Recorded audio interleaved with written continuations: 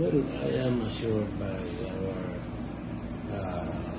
Philippine National Police and Philippine Army counterpart that spent force na naman ng NPA. And I think for now, there is no showing that they would disrupt the elections.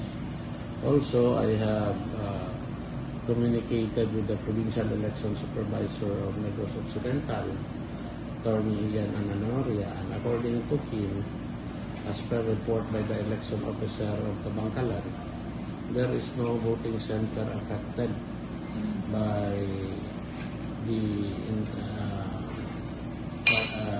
those encounter in Tabangkalan.